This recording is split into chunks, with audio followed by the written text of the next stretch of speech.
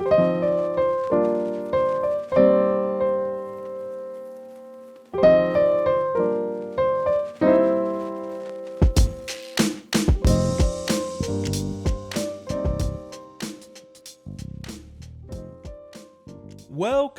back to another episode of Definitely Grown Ups. It is your boy, Avery Thornburg, aka this joke kind of fell flat in the last one. I can't come up with anything. Nonetheless, joined with me today is my beautiful sidekick. Austin. Oh, look at you. You caught on this time. Didn't have a 7-second gap. So today we are really excited to bring you a new series that we're going to call WWW, and no, that does not stand for World Wide Web. Austin, do you want to tell them what it's about? Yeah, so the WWWs we're going to start doing stands for Who Would Win. So basically we're going to be picking up different teams and then eventually just random people in small tournaments. We're going to write out each story ourselves, kind of describing what we think would happen in the story. Avery here is going to tell the story, and then between each story, I'm going to be kind of going into detail and giving the reasons as to why we think who would win. This is our second try at this. The first time we did this episode, we didn't really prepare as much, and we didn't really think of this whole writing out the story ourselves beforehand. We just kind of said, hey,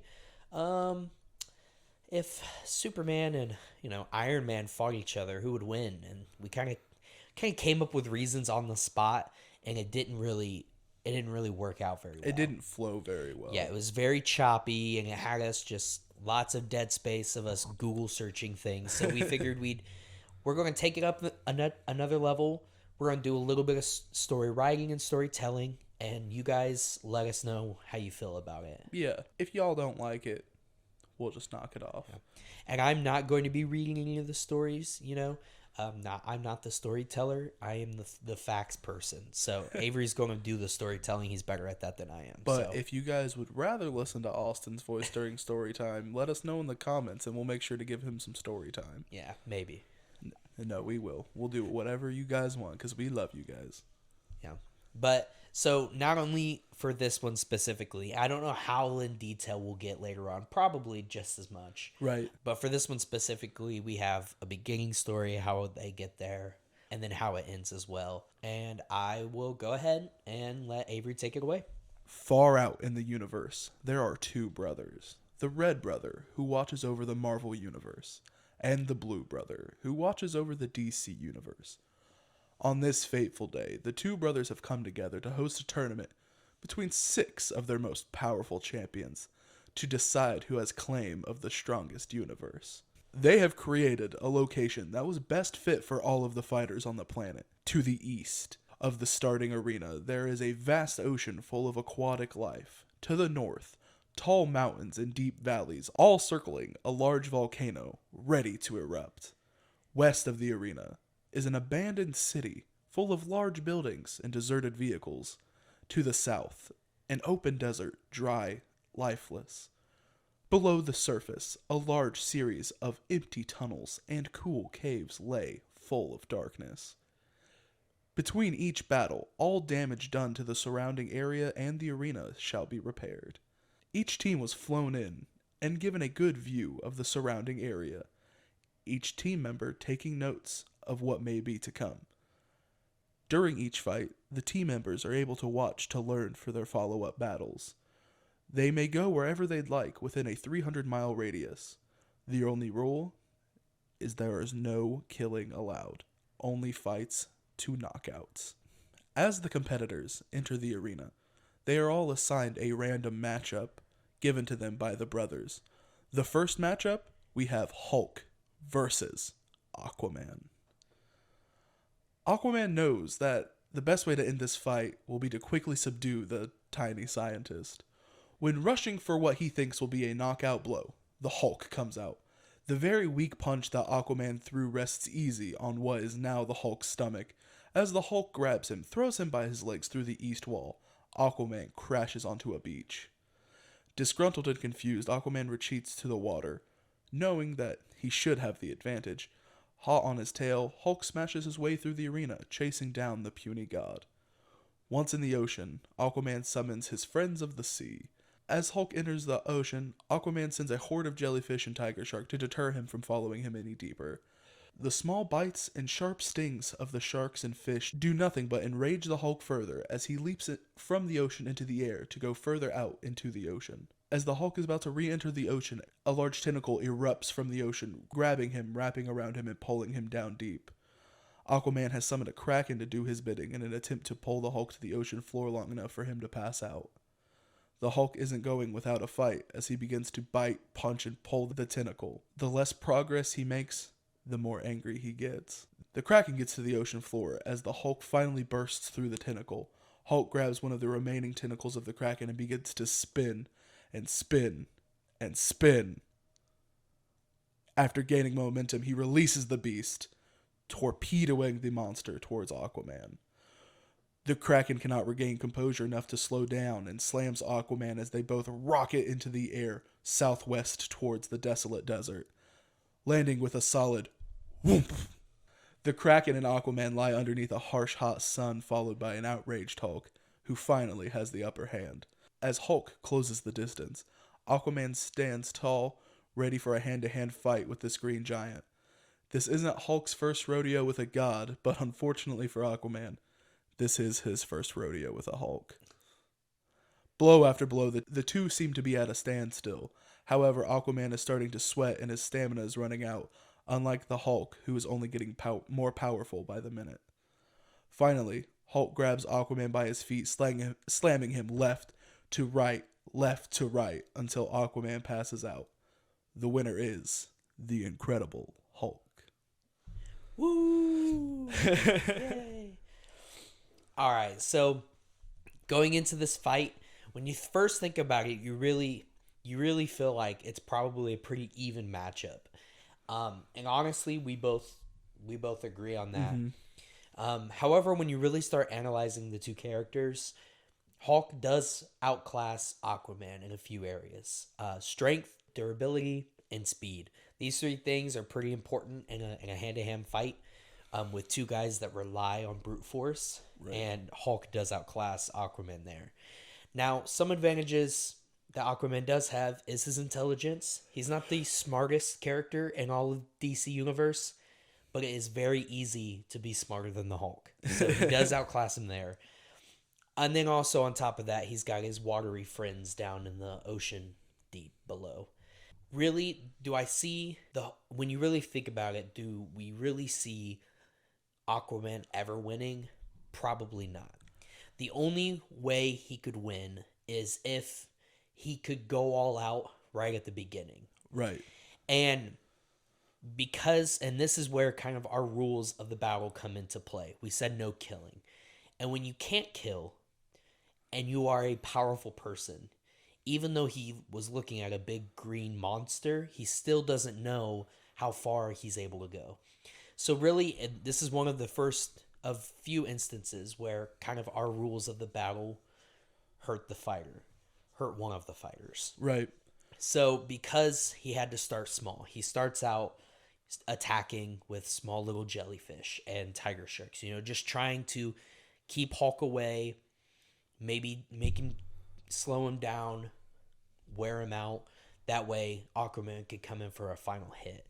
Unfortunately, that just pissed him off. That just pisses the Hulk off even more and even quicker. If you've ever been stung by a jellyfish, you know how angry that makes you. Because it doesn't hurt enough for you to be allowed to cry, but it does hurt enough for you to just be super angry.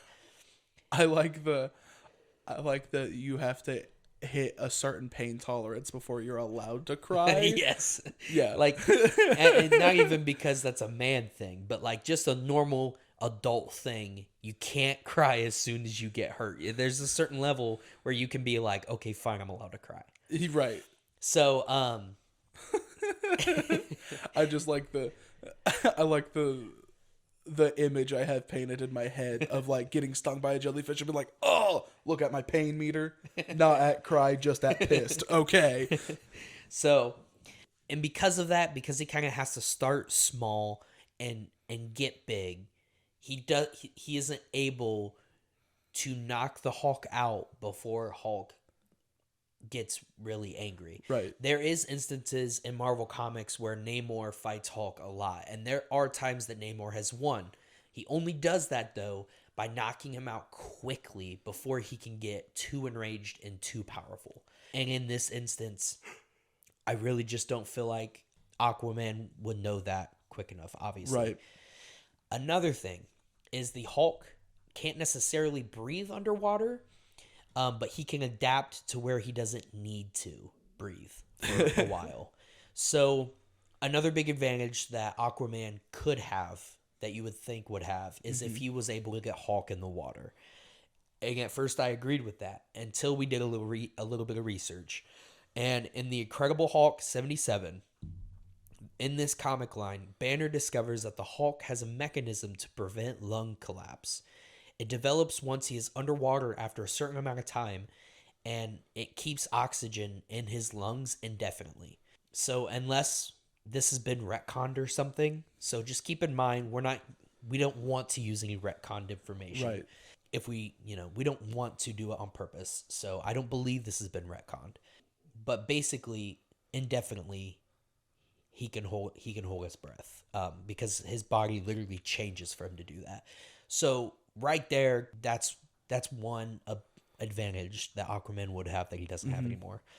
Once they're out of the water, because eventually, even though Hulk is stupid, he would figure out, all right, something weird's going on down here.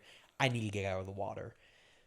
Even once on land, Aquaman is definitely not a pushover on land. He's fought many people without water on his side. He has. But again, because he's just so outclassed by the Hulk, and especially by this point in our battle, as we've described it, the Hulk is really, really mad and really, really strong. He's just so outclassed that I don't see a scenario where he could get the advantage over the Hulk anymore. That's how I feel about that one. Yeah. Anything that you want to say? Just that Aquaman brought in like a whale or like a giant like megalodon or something that completely ate the Hulk would just like explode through it. He doesn't care. Also, the infinite lung capacity or indefinite. Yeah. I was just gonna bring up in I think World War Hulk. He obviously he doesn't get this angry in the story that we crafted, but he gets so angry that just to prove a point on how ready he is to conquest Earth, he stands on a spaceship that's hurtling through space. Just because he can. There ain't no oxygen in space. Right. He's just ready to tear stuff up. So, and space is a lot more scary than the ocean. Yep. So yeah, I feel like the only way Aquaman could truly beat the Hulk in this scenario is if he immediately hit him with a knockout blow. And really, when it comes down to it, because of our rules we've set, it holds him back from doing that because he'd be too worried about killing the Hulk. Right. So all right, well, moving on. Who's next up, Avery? All right. So next we have Thor versus Cyborg. As the two fighters are ready for combat, Thor realizes that this is simply just another man in a metal suit, or so he thinks. As the fight begins, Thor places Mjolnir down, thinking this is just going to be a hand-to-hand fight, not wanting to hurt the simple human. The two tussle for a moment, trading blows before Cyborg transforms his arm into a large cannon, unleashing a huge concussion blast that sends Thor flying out of the arena, crashing into the empty city. After landing and shocked by the blast, Thor calls Mjolnir to his side, slamming Cyborg on the way. Now the real battle of power begins. Cyborg throws a car at Thor, which he bats away with ease. It's time to end this. Thor swings his hammer in circles and flings himself towards Cyborg, as he might be hoping to knock the robot man out. Just before contact, Cyborg quickly opens a boom tube, sending Thor flying headfirst into a mountain at a high speed. While Thor is dazed and confused, Cyborg flies through the boom tube and lands a crushing blast to the back of Thor's head. The shockwave from the blast causes a rock slide, a rock slide on the side of the mountain. In order to avoid the falling rocks, Cyborg boom tubes away to the desert, followed by a very quick and very angry Thor.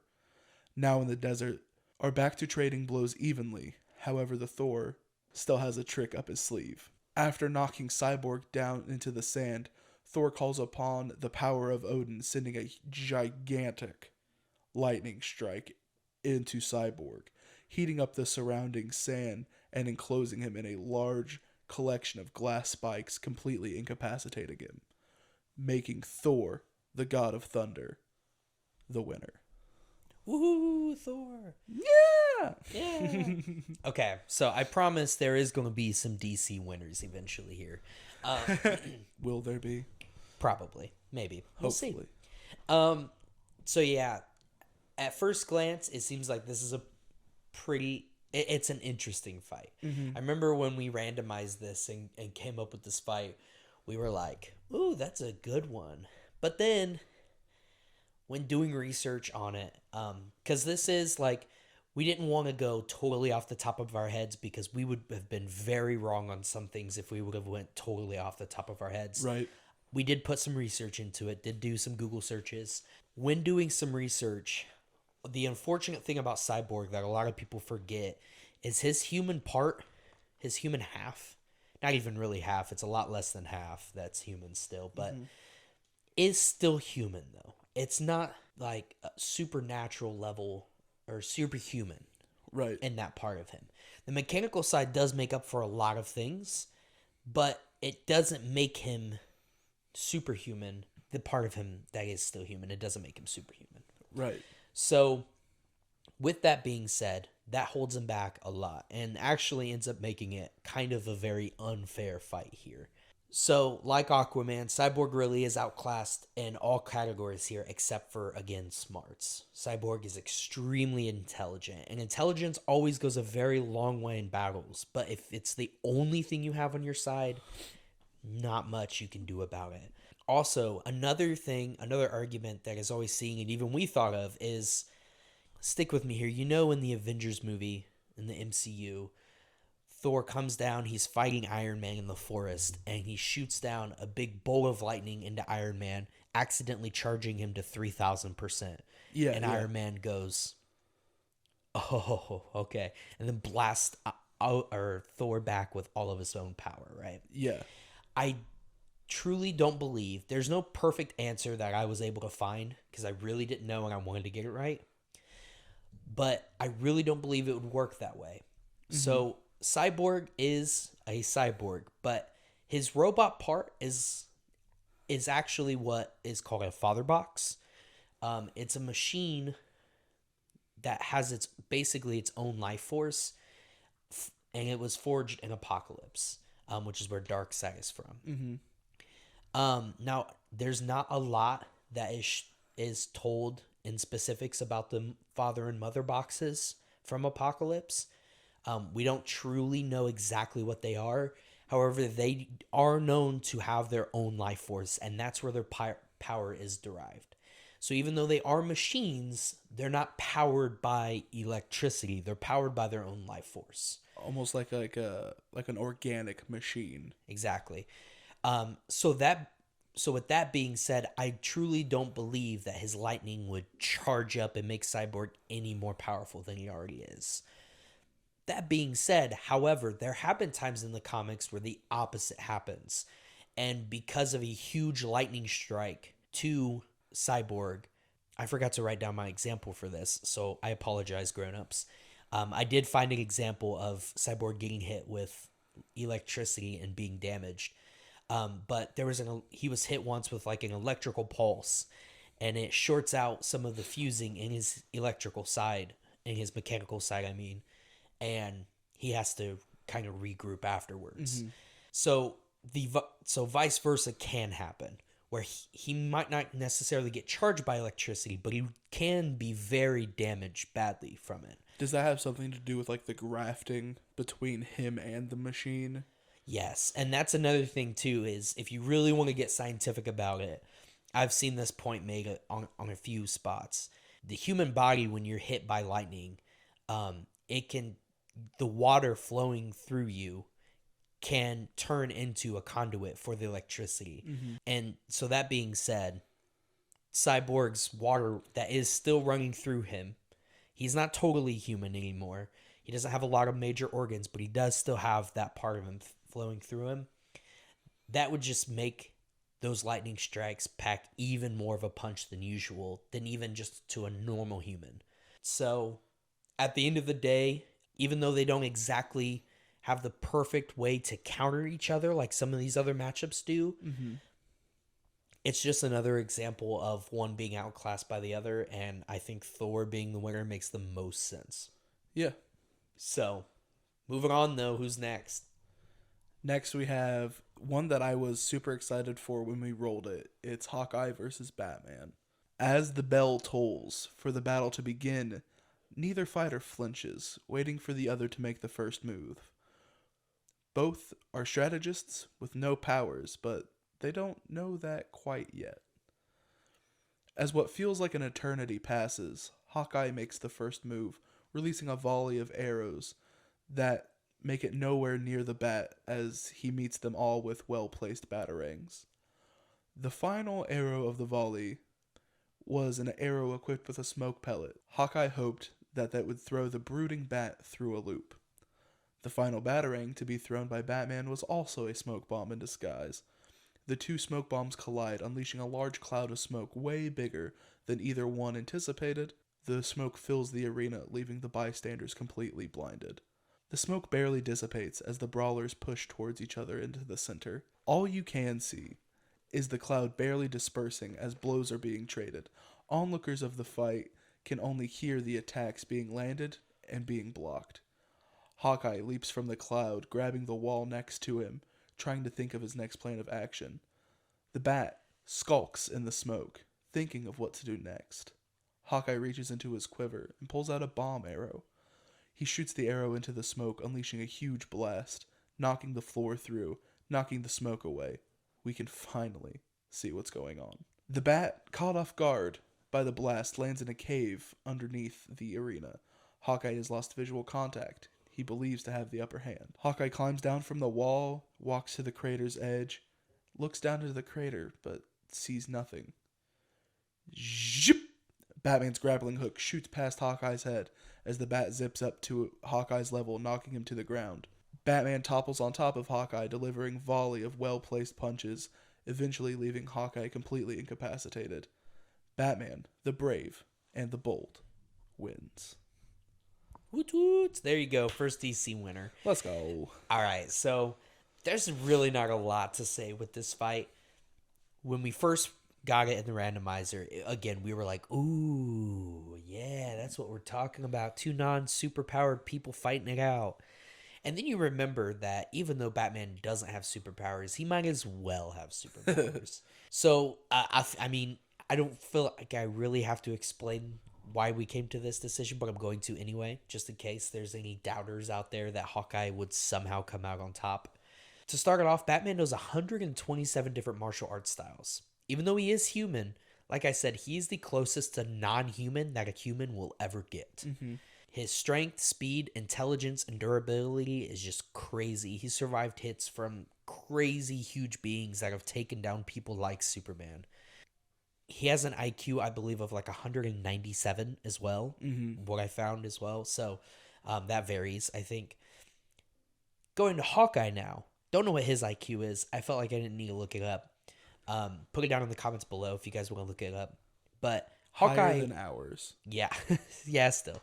Hawkeye only knows 3 martial arts and a 4th that's a made-up martial art from Captain America that he learned from Captain America. Yeah, it's a Cap Kwon-Do. Exactly, Cap Kwon-Do. And I'm sure that, again, Hawkeye does have a decent intelligence, right? You know, to be able to calculate where you want your arrows to land is probably takes a lot of smarts. Yeah. Also, though, I feel like a lot of that, though, is just how long he's been doing it. You don't have to have a perfect level of intelligence to be able... You know what I mean? Practice makes perfect. Right, You know what I mean? yeah. So, equipment-wise as well, that's another thing. When looking at their actual equipment that they have, comparing Hawkeye's different types of arrows that he always has with him to the equipment that Batman always has on him, it's actually a lot of the same things. And there's actually more variety in the arrow types that Hawkeye has than what Batman usually has in his belt, actually. That being said, though, and we didn't have it in the fight because I felt like it just didn't get that far. Right. If Batman were to just break Hawkeye's bow, I mean, he basically can't use like most of his equipment. It's basically all out. Like, he can still use the arrows, but like has to throw them or use them as a sword. And so it doesn't feel like he would get very far. Right. Whereas breaks his bow, Batman still has all of his equipment.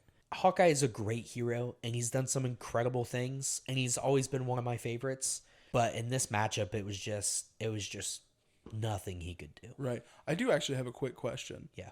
So the Cap Kwon Do, how similar is it to other fighting styles? I believe it's a mix. I don't 100% know, but I believe it's a mix of a lot of different fighting styles, ways to put people down and only incapacitate and not hurt them too far, I believe is the point in it. It's taking different aspects of other martial arts, but making it to where you're only basically knocking them out and not breaking all of their bones in their body. Okay. Because I was just curious of, like, Captain America doesn't exist in the DC universe. Right. So a combat style made by somebody who doesn't exist in that universe would potentially be like an upper hand to have because you could fight that way. However, if it is just a combination of, let's say, a dozen other fighting styles, let's see, is 12 more than 127? No, I don't think it is. Yeah.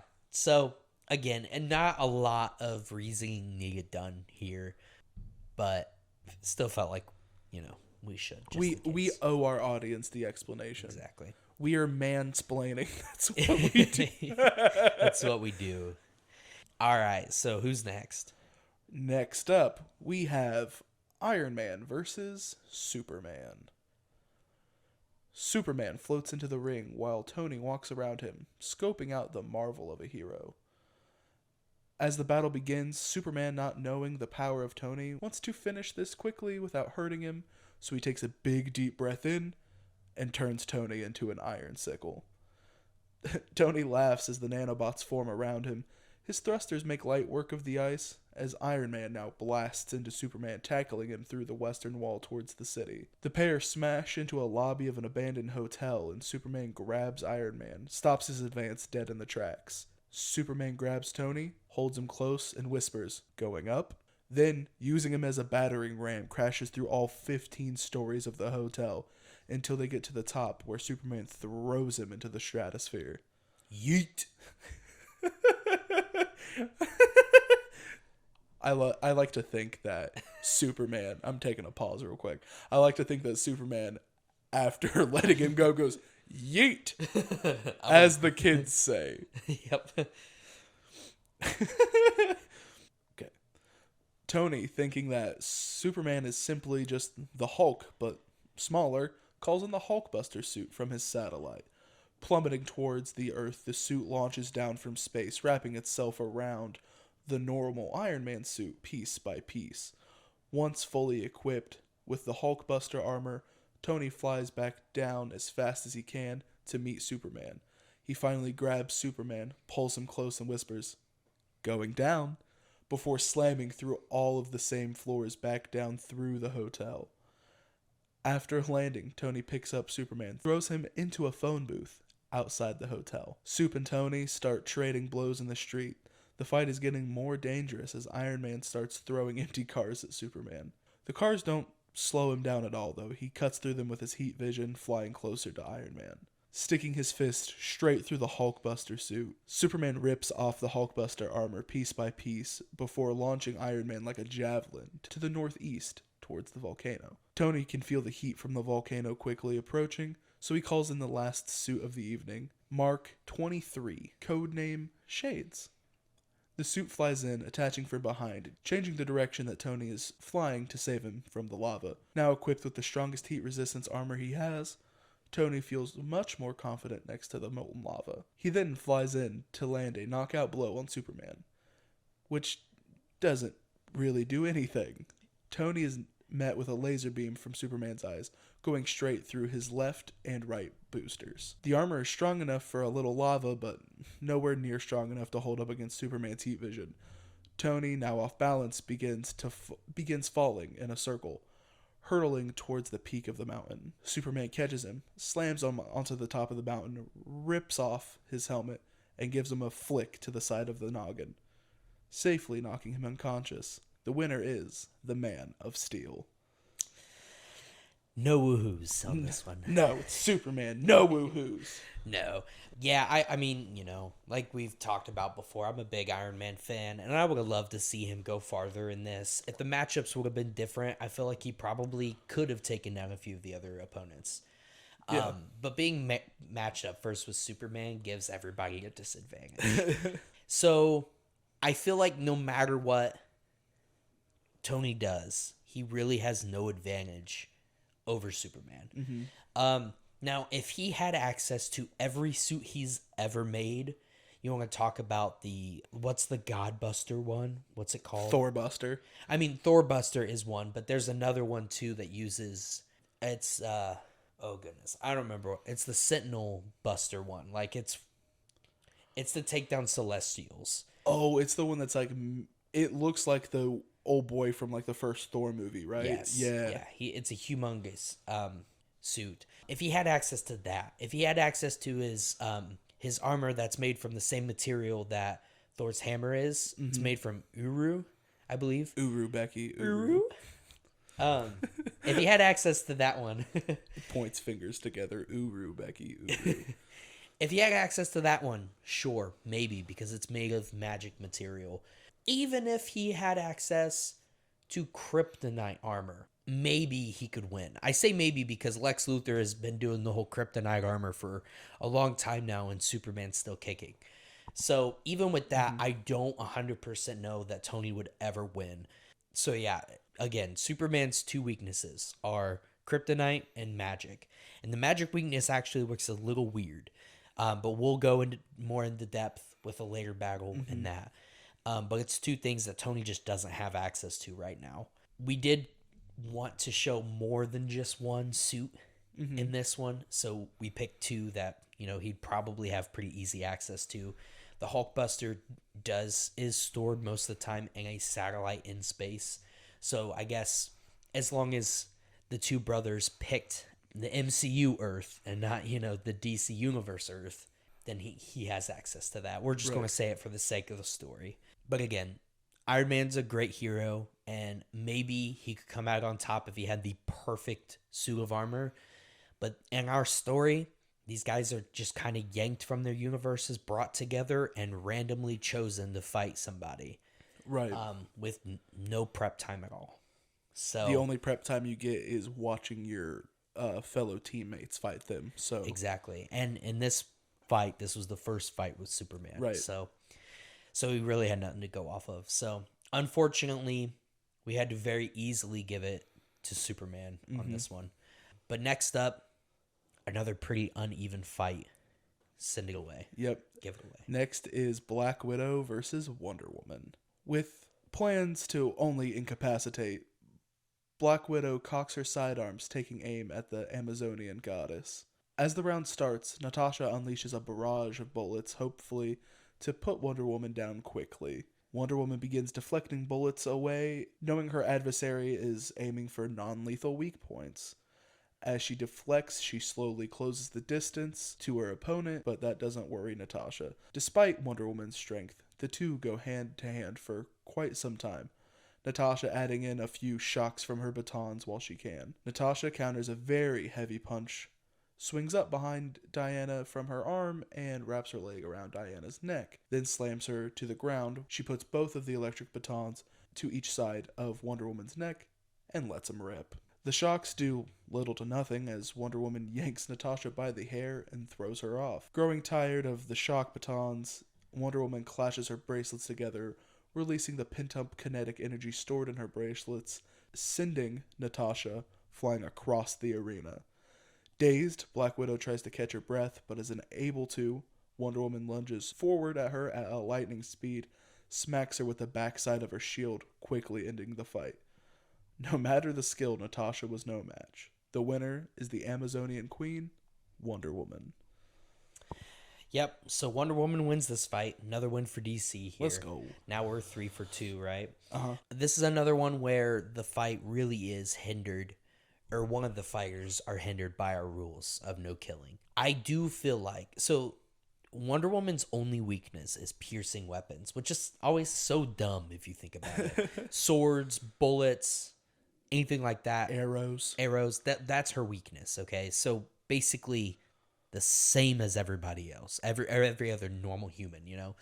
And that's pretty dumb. If we allowed them to kill each other in this battle, then maybe Black Widow could eventually get the chance, get the opening to land a shot. However, even if they were allowed to kill Diana, the reason she was chosen to represent the Amazonians and going out into the world and her original story is there was a contest and they picked their champion by who could deflect bullets with their bracelets the best. And Wonder Woman was chosen. This is the original story. I know since then I think they've changed it where she was actually totally different than the other Amazonians, was created differently, but originally she was just the same. She was younger than everybody else. She was just able to do that the best, and she was the chosen champion. Yeah. So she knows how to deflect bullets very well. She knows that this is her biggest weakness, and that's what she works on the best to avoid. Mm-hmm. So do I think that Black Widow could get a shot off before getting pummeled into the ground? Maybe. I really don't know. I really feel like not. But all of that being said, none of it matters. All of those points I just made, none of it matters because we're not allowing her to kill. And because of that, there's just no way for Black Widow to win this fight at all. Right. So, yeah, that's really all I have to say about that one. There are better fights coming, trust me. there are better fights. Has to defend self because of a poor role. Now, I think this is an excellent opportunity to make the point that, yes, believe it or not, Austin and I do know that there are more members to the Justice League. Yes. And we also know there are different Avengers. But because we wanted to be fair to all of our audience, not just the super deep cut comic book nerds like us, we wanted to make sure everybody would know who we were talking about. We wanted to just cover the movies superheroes, but we're going to be sprinkling in that comic book knowledge as well. Yeah, so it was really just a way for us to narrow down because, you know, throughout comic history, animated show especially, the Justice League is basically all of the superheroes in the DC universe eventually. Yeah. And the Avengers, even though they don't have multiple different like iterations, or even though they don't have a large number of members, that's what I meant to say. Right. They have multiple different iterations of the team. So in order to just pick a fight, like pick people for this fight, we just based it off of the ones we see in the movies. Yeah. Just to help us kind of narrow it down. We are going to do other people and other members eventually. Yep, in the future. Yeah. But I just wanted to cover that real quick because they'll be like, well, why did you pick Natasha? Like, yeah. What is she going to do why against did you pick Superman? Hawkeye and Natasha? Well, it's just a way to narrow it down easier for us. Well, why didn't you pick Spider-Man? Because that would have been 7, and we didn't have room for 7. Exactly. So that is why we did that. Moving on, though. Yes. Next up is who? Captain America versus the Flash. Dope. As the champions are readying for the fight, Flash lightly jokes of Captain America's sparkly red, white, and blue suit. Used to the torment from his fellow teammates, Captain America stands tall, analyzing his matchup. As the match begins, the Flash begins waving to his fans in the crowd. Cap takes advantage and throws his shield towards the Flash. The Flash easily dodges, laughing at Cap, not realizing that the shield has bounced off of the wall behind him and is headed right back at him. After smashing into the back of the Flash's head, Cap closes the distance and attacks with a flying knee, regaining his shield in the process. He then follows the attack with a roundhouse kick to the chest. Pissed off, the Flash dodges and grabs Cap by the leg and runs him into the city so he can have something to hide behind and get a chance to breathe. As he's being dragged, Steve hits the back of the Flash's leg with his shield, which sends them both tumbling. Once back up on his feet, Barry begins running circles around Cap, trying to buy time and think of a plan of attack. While being circled, Cap throws his shield aimlessly, missing multiple times. Realizing that it's not going to work, he stops and he waits. Finally, Barry begins running past Cap, landing blow after blow that are just sending Captain America flying. After about a half dozen blows, Captain America stands up and throws his shield behind him.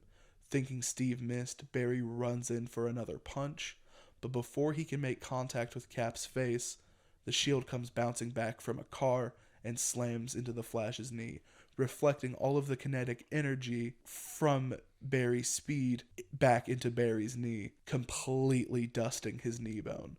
Unable to move and not wanting to get beat up anymore, the Flash admits defeat. The first Avenger, Captain America, wins. Yay. Let's go. Now, you didn't have to say knee bone, okay? But knee bone. I'm just kidding. Knee bone. So, I feel like this is probably our first controversial win here. Especially if you're a Flash fan, you're going to be pretty upset with what we thought the outcome was here. But bear with me here, okay? Stick with me. So, I understand that the Flash is very, very, very, very fast, okay? Are you sure? No, I'm very sure that he's pretty fast.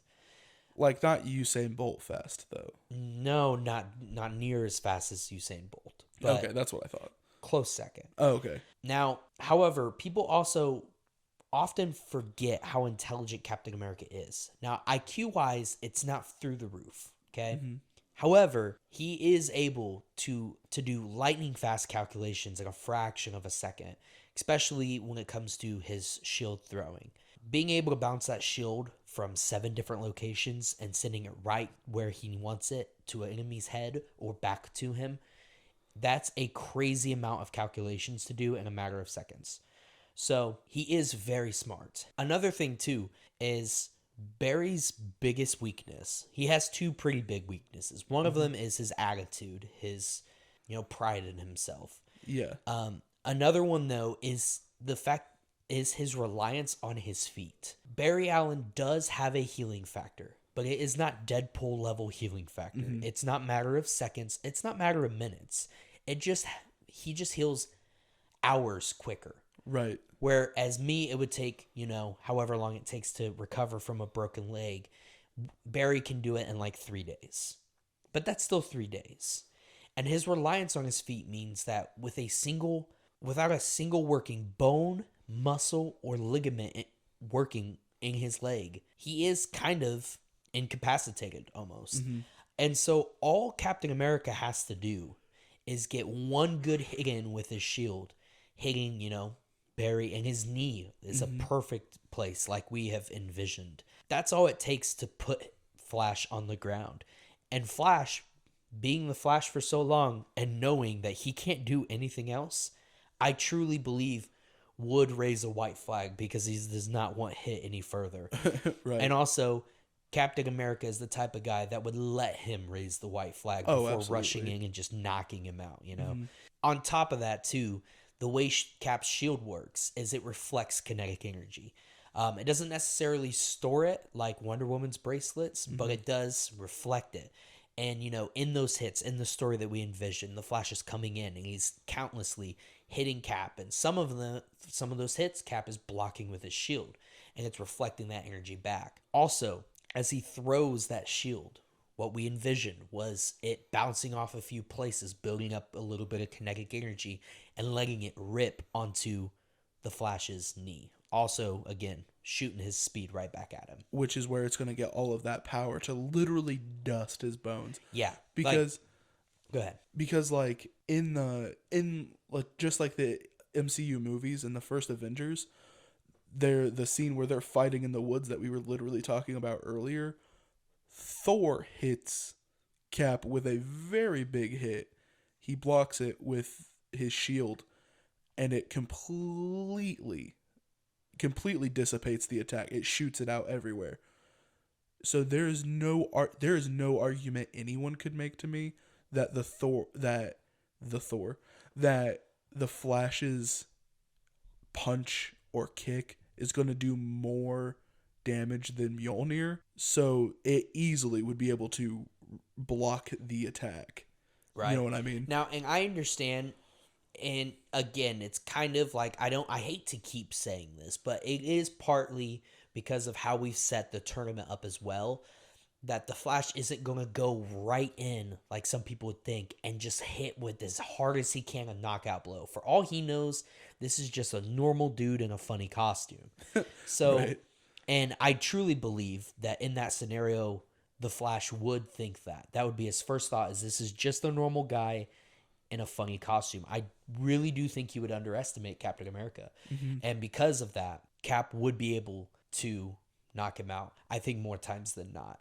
That being said, I say more times than not for a reason, because I do believe there is scenarios where Flash could get the upper hand and knock Captain America out. Because Captain America has been knocked out from a punch before, a powerful punch.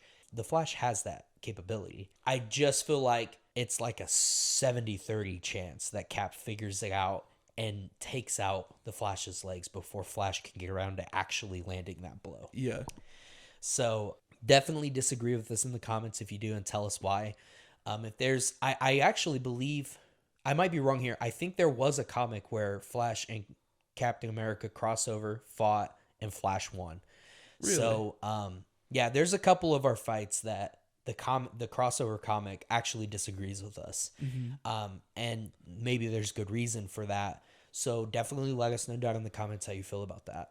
All of them. Yeah.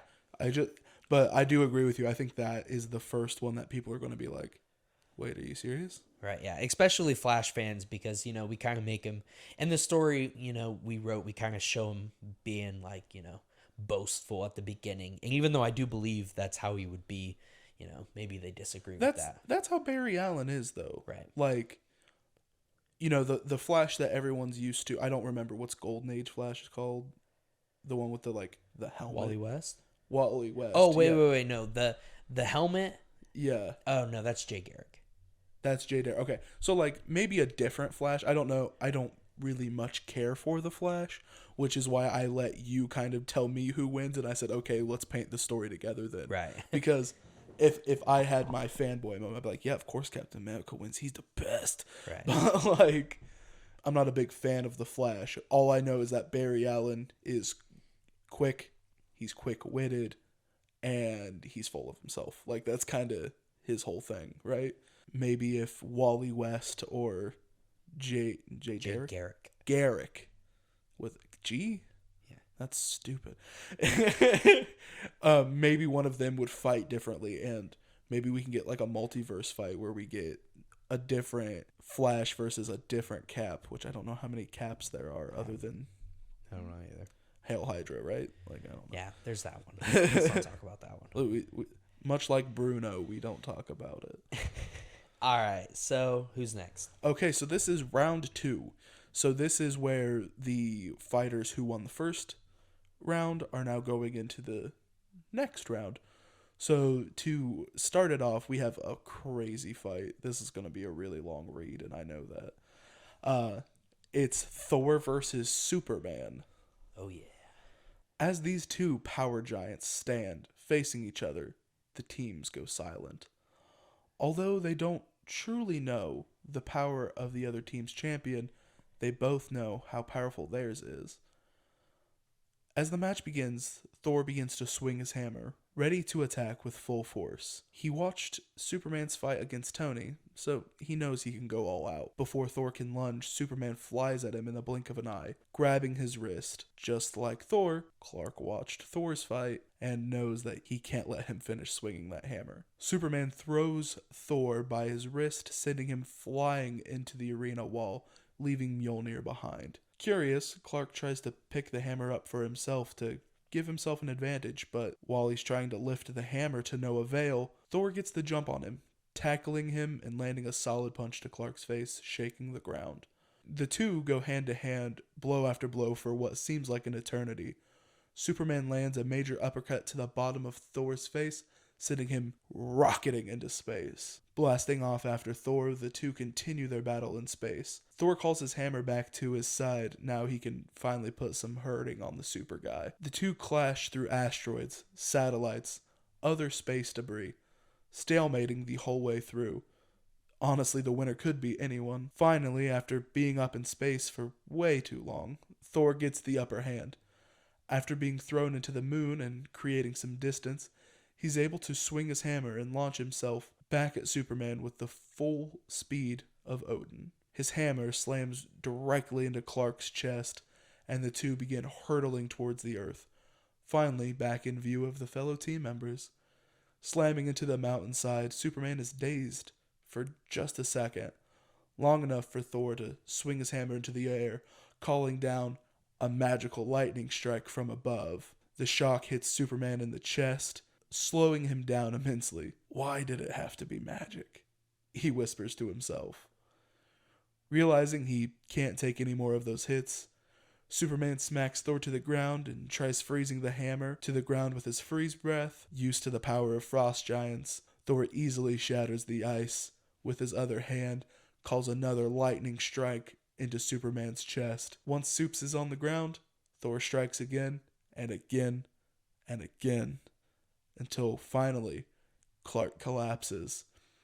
Thor, Odin's son, has won again, but just barely. Woohoo! Yay, no more Superman. No more Superman, let's go. I don't have to write about Clark Kent anymore. He's super interesting, I swear. No. So, this one was super fun to envision. Oh, dude. We knew it would probably come to this one. We were very excited for it too, and we're glad it finally did. That being said, I'm sure there's lots of arguments to go on. And actually, before I say all of this, I will say they did cross over. They did fight. Superman beat Thor. So I do just want to say that we have envisioned it differently, a different outcome than what the comics did. So that being said, let's get into it. So Yeah. they are equal in all regards. Your normal base Superman and normal base Thor. That's important to say too. There's lots of different iterations of the two. Your normal base, average Superman versus average Thor. Strength, durability, intelligence, all the same. A major advantage, though, that Superman has over Thor is his speed. Superman is incredibly fast, all right? Keeping up with the Flash and in a lot of instances, which is incredibly fast. That being said, Superman does have two weaknesses. He has kryptonite, and then he also has one that a lot of people forget about, which is magic. Now, here's the thing about the magic that I want to talk about real quick. It's not exactly a weakness as it is, he's just not resistant to it.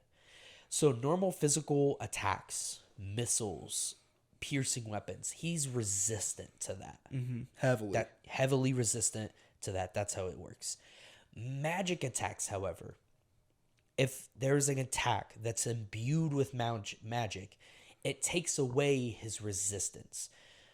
So he's still a very strong person and can take a few of those hits, but it's, in a sense, basically like anyone else getting hit with, like, say, a lightning strike. Right. That's how that magic non-resistance works towards magic. He would get struck with a magical lightning bolt the same way you or I did.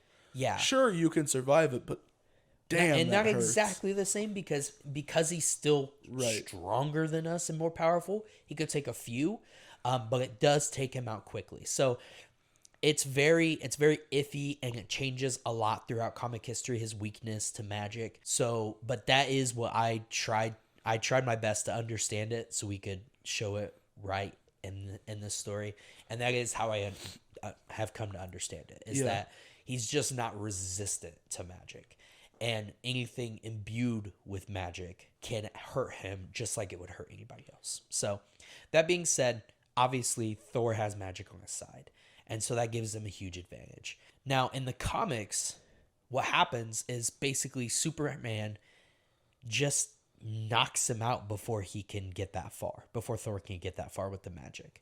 So, and I don't love that outcome. I might be wrong. I did read it quickly, but in the Marvel DC crossover, they do fight and they do go at it for a while, but there's not a lot of magic attacks from Thor. There's not a lot of lightning calling. It's just brute forcing it. And Superman, when the fight's over, does say, you know, that Thor is the one strongest person he's ever fought in his life. Mm-hmm. So there is a respect there between the two of them.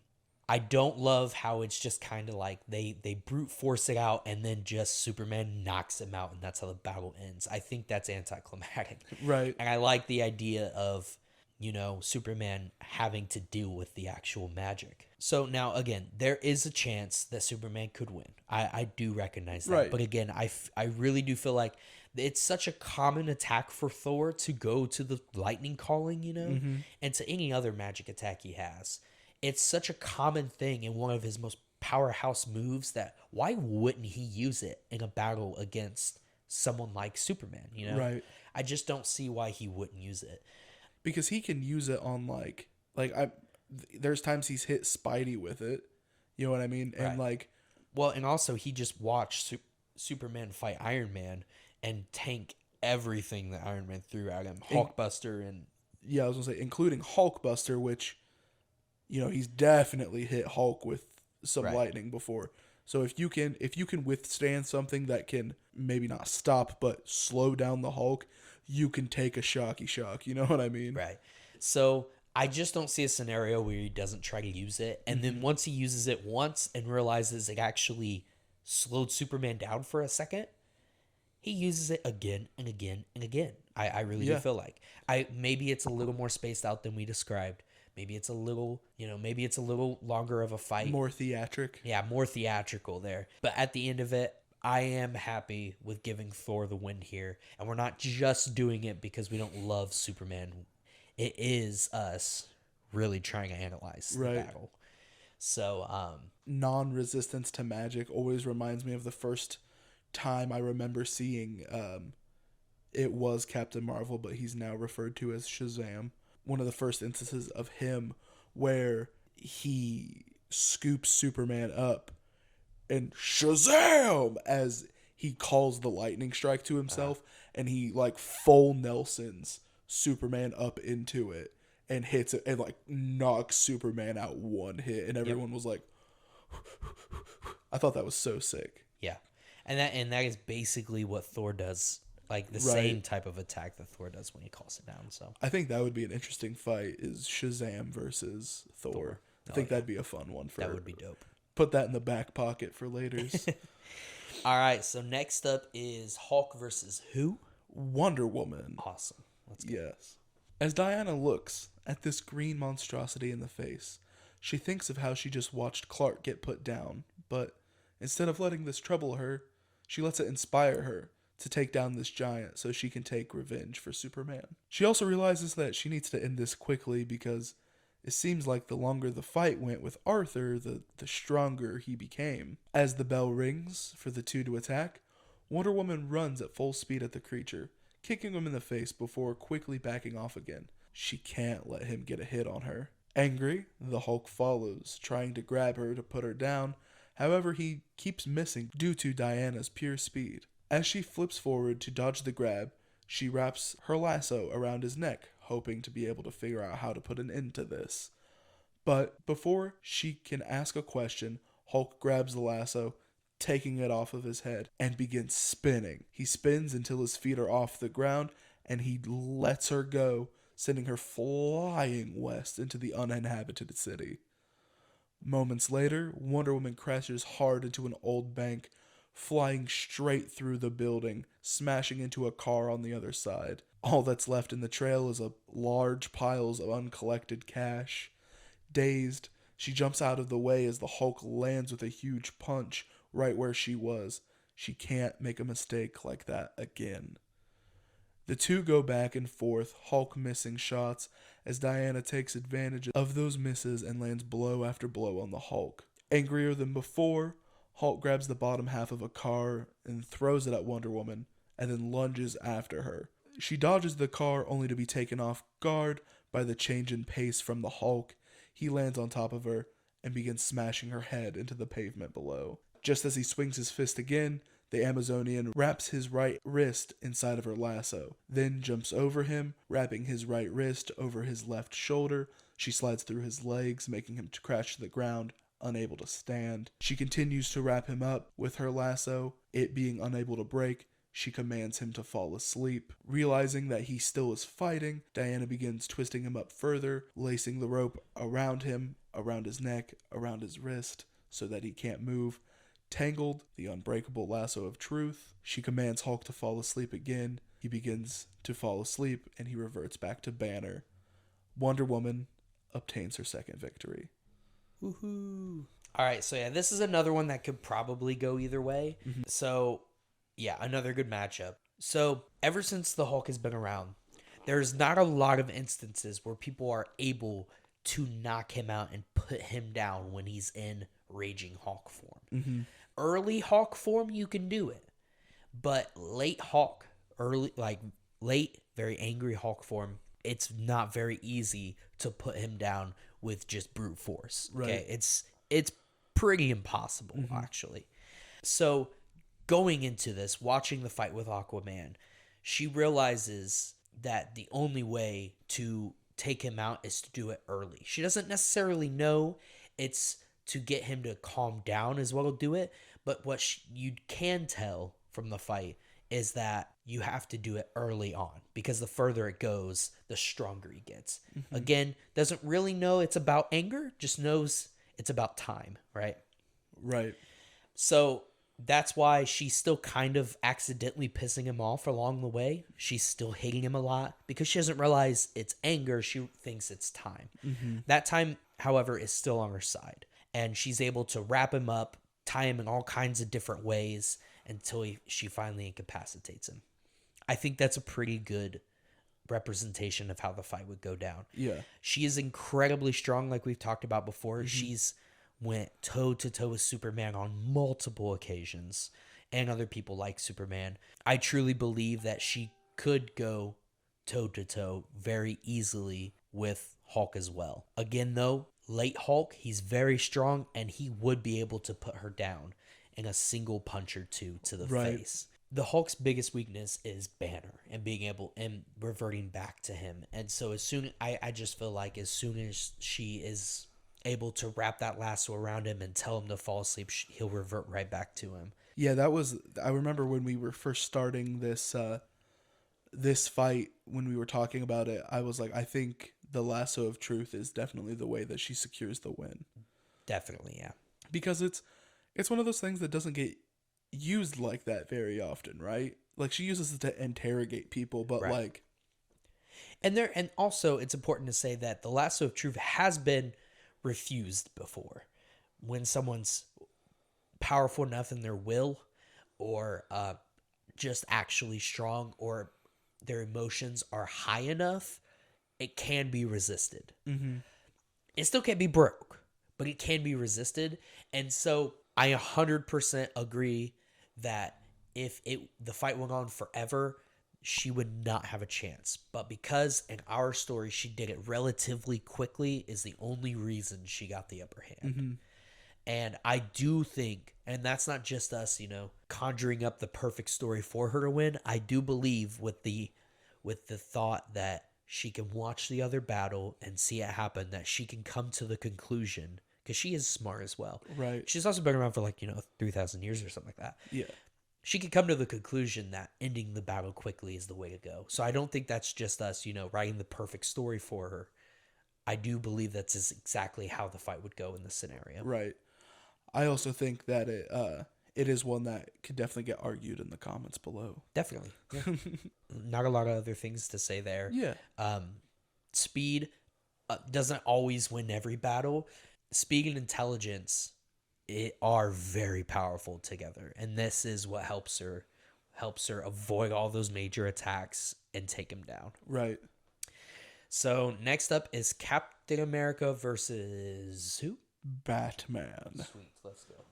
As Steve and Batman stare at each other, they start coming up with a plan on how to come out on top. And when the bell goes off, they quickly meet each other in the middle of the ring. Cap throws the first punch, which Batman quickly counters, and follows up with a kick to the chest, which is easily countered by Cap. The two go on for a bit, attacking, countering, without any progress really being made, before Batman finally knocks Cap down to one knee and flips backwards to create some distance.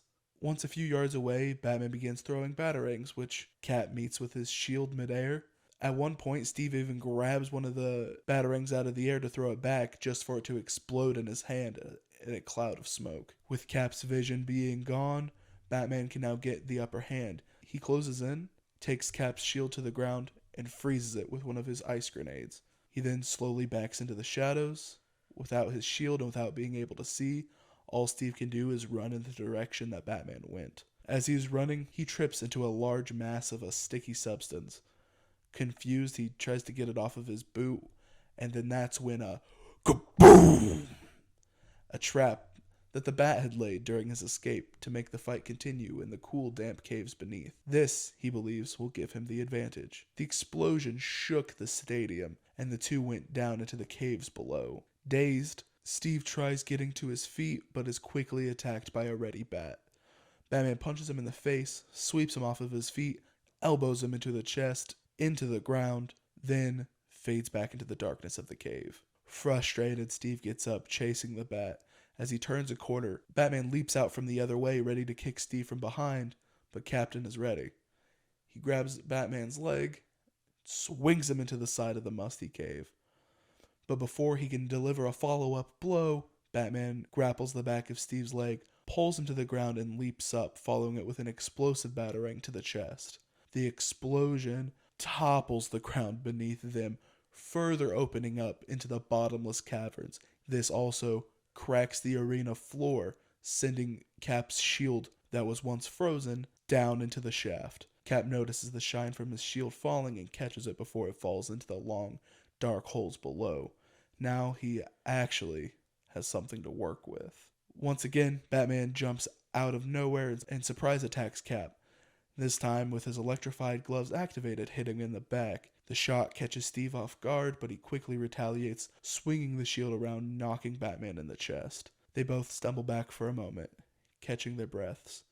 A mutual respect has blossomed between the two of them, but they both very much still want to win. Batman throws down another smoke grenade, and once it rises, proceeds to cover his glove with explosive gel.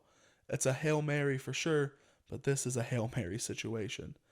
As the smoke begins rising, Cap, much tired of the smoke trick, launches his shield into the smoke, whizzing it past Batman's head. The two start running at each other, screaming out in rage.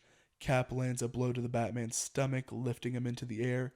Angry, Batman punches Cap in the face and detonates the explosive gel, just as Cap's shield comes ricocheting back and it slams Batman in the back of the head. Both final Hail Mary blows knock each other out, but unfortunately at the same time.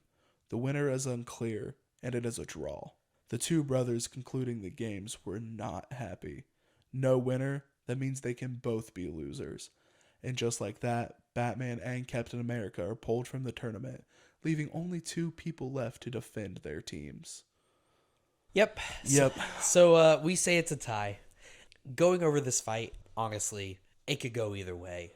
Easily. You easily could go either way. You could make arguments for either fighter. Being that we love Batman so much, we would love to see him take down Captain America. Mm-hmm. And he definitely has taken down people probably more powerful than Captain America. Definitely. But Captain America does have this weird mix of, this durability, this strength, plus this certain level of intelligence that kid gets him farther than most people Batman's ever encountered. Mm-hmm. But yeah, like looking over their stats though, Cap is stronger than Batman, but Right. Batman is smarter. Captain America is faster. Batman has more utilities to work with. Cap is more durable, but Batman knows many more martial arts than Cap does. Like, so you could go back and forth all day with their attributes, where it always seems like it's at a stalemate. Right. So really, it just comes down to the creativity of the fight. And also, you know, this isn't the real reason we did it or anything, but it does kind of help with the end battle, leaving only 2 people to be in the finals. It does help to just make the 2 tie. Otherwise, one side will have to fight 2 people from the other side to claim their title. Right. So it does help in that way.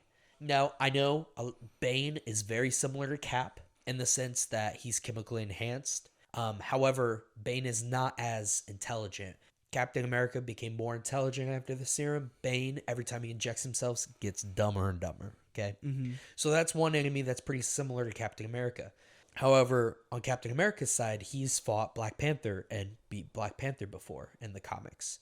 And Black Panther is very similar to Batman, you know, in the sense of, you know, not necessarily utilities, but like strength and speed and intelligence wise, they're very similar. Now, again, I do want to reference the comics because we are, this is another instance where we are not saying the same outcome as the comics. Mm-hmm. They're in the Marvel versus DC crossover. The 2 did fight and Batman won. Yeah, Batman won. The only reason, though, that he won, and again, it's another one of those things where I didn't really like it. It felt like the comic was just trying to end the fight quicker than what they should have. They're fighting in a sewer, and they're even the whole time. The only reason Batman wins is because out of nowhere in the sewer, water rushes down through and knocks Cap off balance. Once Batman takes advantage of that moment and knocks him out with a batarang to the side of the head. So like that's how that battle ends, and I don't love that because again, it just seems like they didn't really want to think about it. They just wanted to have them fight because it's Cap and Batman have a nice little even fight, and then end it quickly. Right. They had to end it on you know, an environmental reason basically. So I don't love that. So honestly, we tied it. So here's what we'll do. We'll hand it off to you guys. Down in the comments, you guys can decide who the real winner is. Or if you like the tie idea, leave it the tie idea. Ooh, that's fun. We'll tally up all the comments we get. Maybe we'll post a when this episode comes out, we'll go to our Definitely Grown Ups Instagram. We'll put a poll up on there with Batman or Cap, because since we decided it was a draw, doesn't mean that you guys have to decide it was a draw. And in the next episode we record, after we put that poll out, we'll let you guys know what the final results were. Yep, we'll see. So definitely though, let us know what you guys think. If you know you think Batman should have won, or if you think Cap should have won, let us know and tell us why though. I want to hear your reasons, because honestly, I can't think of a better outcome than an actual tie. Right. So you can fight with us, but we want to have but why, not but Right. because. Yes, exactly. So that being said though, we're down to one final matchup: Thor versus Wonder Woman. Who thought it was going to get this far when they started this episode, do you think? I don't know. I could imagine. I knew for a fact that Thor would get to the end for the Avengers. I really did. Mm-hmm. Either Thor or Hulk would get there. But when it comes to DC's side, the Justice League is so full. This version of the Justice League is so full of powerhouses that it really could have been anybody. I'm not gonna lie, I was super surprised to have Wonder Woman Yeah, here. I did. I would have honestly just thought Superman. Me too. Yeah. I as much as I love Batman, I figured he'd get paired up with somebody that just, you know. Well, and again, like the classic thing about Batman is with prep time he can beat anybody, but this is a scenario where there isn't any prep time. None to very little. Right. So yeah, but Thor versus Wonder Woman, our last story. Let's get into Let's it. get it. As Thor and Wonder Woman ready to face their third and final battle, both marvel at the other one's feats they have accomplished thus far.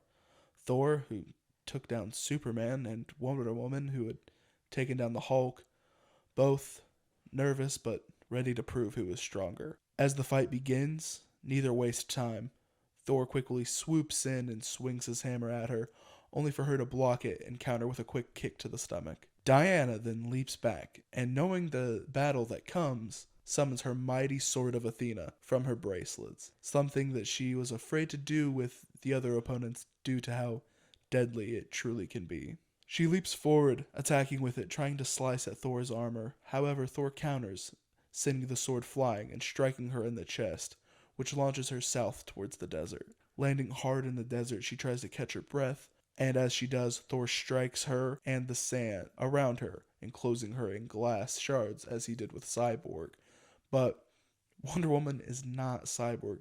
She easily breaks through the glass, ripping a chunk out of the ground and launching it at the God of Thunder, easily batting it away as he torpedoes down to her and slams his hammer down on top of her. Diana catches the attack with her bracelets, pushes him away, and clings them together, sending all his power back at him. Finally being knocked off his feet, Thor becomes angry, but before he can get up, boom! Diana is on top of him, slamming his head blow after blow. Then she grabs him by the legs, spins him, and sends him flying back to the arena. Before Thor can even land, Wonder Woman is back at the arena, ready with her sword. Before he hits the ground, he flips, catches himself, and throws another punch at her, which she counters and slices through his leg. Infuriated, Thor uppercuts her with Mjolnir, and then kicks her east into the ocean. As she splashes into the ocean, Thor sends a bolt of lightning right at her, filling the water with electricity and striking her in the chest. Then he spins his hammer around to create a huge tornado to keep her from leaving the area. However, she's already out of the water, rushing him in the air as she flies towards him, flinging her lasso forward, grabbing him by the foot, and throwing him into his own tornado, which sends him flying into the mountains beyond. Escaping the tornado, she follows him to the mountains without knowing that he's already regained his balance and flew up above her. As she arrives at the mountains, Thor rockets down towards her, strikes her in the back, throwing her into the side of the mountain. Confused, she stands, takes her shield off her back, and prepares for another attack. Not a moment sooner, Thor barrels towards her and tries to blast her sword away once again. However, she's ready. Diana dodges and throws her shield into his back before speeding over to him, catching the shield and slamming him in the face with it. Before he can get his footing, Wonder Woman is back at him, wrapping his wrist that holds his hammer with her lasso and slamming the hammer into his face. Thor then pulls her close with the end of the lasso and body slams her into the ground, then throws her southwest towards the city. He is ready to end this. As she lands, Thor is there, knocks her off her feet onto her back, and begins hammering at her stomach. Boom, boom, boom. 3 strikes to her torso before grabbing her by the head, throwing her into a bus. He launches his hammer into the bus, hoping to end the battle. That's when the unthinkable happens. The bus is hit by a ray of lightning as Diana stands in the wreckage, not only wielding Mjolnir, but also in a very new and very ugly costume. With her new weapon in hand and the power of Thor behind her, she crashes into Thor, landing blow after blow. She slams him in the chest. As he leans over in pain, she slams him in the back of the head, putting him face down in the pavement, unable to move. Feeling more powerful than she ever has, Wonder Woman raises her shield and Mjolnir into the air, letting out a mighty battle cry. Wonder Woman is the champion. Yep. So we say Wonder Woman wins this fight. But wait, how does she hold Mjolnir? Is she worthy? Yes, so we'll get into that. So we'll just go through this for a second. Let's do it. Again, it's another very good matchup. Strength, stamina, durability, all that good stuff, they're equal. Mm-hmm. Diana is, however, again, much faster than Thor is. Thor is very fast. The thing is, Thor is only very fast when he can swing that hammer in lots of mini circles and then launch himself forward. On a normal basis, though, without being able to do that and having the time to do that, he's not near as quick. She is that quick all the time on her own 2 feet. So that matters. However, in raw power, and in terms of raw power, the Ogun Force is not to be messed with. It is a very, very powerful force. Mm-hmm. The thing that still gives Wonder Woman the edge, though, here is, like we said at the very end of our story, she can indeed lift Thor's hammer. So in the Marvel vs. DC comic, there is a moment where Thor is fighting someone, and I don't remember exactly who he's fighting in that moment. It definitely could have been Superman, but he loses his hammer, and it falls near Wonder Woman, who is in the moment fighting Storm from the X-Men.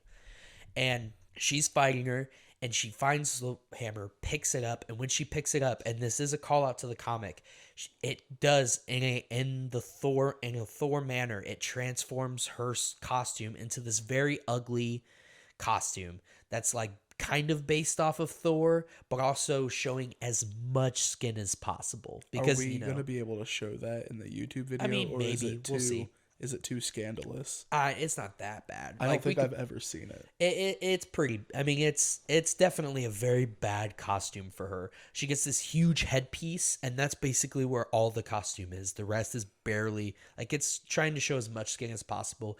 It's very 90s comics. Okay. And early 2000s, comics for women. So I did want to call that out in the fight that, that happened. However, in the comics, where she's fighting Storm, she picks it up, she feels the power, and she basically goes, all right, I want to keep this fight even. And she tosses the hammer away. She doesn't even use it. So we don't even get to see her really use the power. But how Thor's hammer works is that's where he gets his power from. Mm-hmm. Some of it. In the comics, technically, it's not shown in the movies. He gets some of his strength, his like double strength and durability from his belt. It's an enchanted belt. Right. So he gets some of his power from that. But most, Is that it? Yeah, that's it. Not gonna lie, I kind of like it. Of course you do. No, like, because it's very 90s, and she's got what's that one girl from Mortal Kombat? The one that attacks with her hair. I have no idea. I can't remember. But yeah, it's very, very 90s. She's got like the big, crazy, like hair sprayed out hair. I do like that though. That's pretty dope. Nah. I like that costume. A lot of people did not like that. I like that costume. But what was I saying? So yeah. That is though how the hammer works. You do get empowered with the powers of Thor when you wield his hammer. Mm-hmm. And since you have it now, it does take that power from him. So as soon as she picks that hammer up, feels the power, he's donezo beans. I don't know what else to say. You know what I mean? It's like, and he's been pummeled by his own power in the past. Right. And so we know that can happen. And I 100% believe if she does have the ability, and it has in the past lifted it, then she can here as well. It's the same Wonder Woman. Yeah. And with her own power because her own power was keeping up with the Owens, or with the Owen Force, right? Right. Her own power already was, and now it's her own power plus the Owen Force. It's Dunzo being for Thor's. Yeah, he's straight up Dunyan rings. Yep. So yeah, that's our story. You wanna read the rest of the story at the bottom? Yeah, we do have a nice little like wrap up summary. Maybe even like an in credits teaser, if you will. Oh. Unhappy with the results and embarrassed by the celebration from the Blue brother, the Red brother argues that if the matchups were different, surely his team would have won. He proclaims that this is not the end for him and the Marvel Universe. He will be back and he will win next time. Following the argument of fairness and equality, the two brothers sent their champions back to their respective universes with a threat that next time they would be better off just picking children to fight these battles. Now, was that a threat or maybe a promise? Dun dun dun dun dun dun. No, yeah. So that may or may not be a little sneak peek into the next WWW we decide to do. Mm-hmm. Like we said, this is going to be a little series we want to keep doing. Give us some advice though in the comments. This kind of like storytelling thing, we definitely have room to improve on it. Neither one of us are authors, and neither one of us are very good at reading out loud. Yeah, we're not great narrators. Yeah, you can only imagine how many mess ups I have to edit out after this one. I'm editing this episode. Oh, that's true. Yeah, you are editing this episode. I have to listen to myself. No, I'm just kidding. But I'm sure there's definitely room to improve. So you guys just let us know how you want us to improve. Or if we did perfect, let us know that too. Really stroke our egos if you want. Yeah. So, but yeah, because like, if you like the idea of the series, but you're like, I'm not really here for story time, We will just be prepared with information beforehand and argue if that's what you guys want to hear. It's really up to you guys. You know what I mean? We enjoy doing it either way because we did have fun shooting the first take of this episode. It just seemed very boring because we weren't prepared. We were coming up Right. on the fly. It just seemed like, even though we had fun talking, there were so many breaks. I just felt like it would have been very boring for you guys. right, and the episode ended up only being like 40 minutes or Yeah, something. it was a very, very short episode, which, not everyone hates a short episode. Right. But. And then also on top of that, one thing that we really envisioned for this. Now, if we do get it done for this episode, I'm going to edit, or won't edit this part out. I'm leaving it in so he looks dumb. No, we are going to edit this part out. But we would like to see it animated. Not perfect animation, but like sketch version animation. Like a storyboard. Yeah, just like a storyboard of each fight. We're going to see what we can do with that. And if we can't get it done for this one, we're going to try our best to get it done for the next WWW that we host here. So, but yeah, so that being said, guys, thanks again for joining us.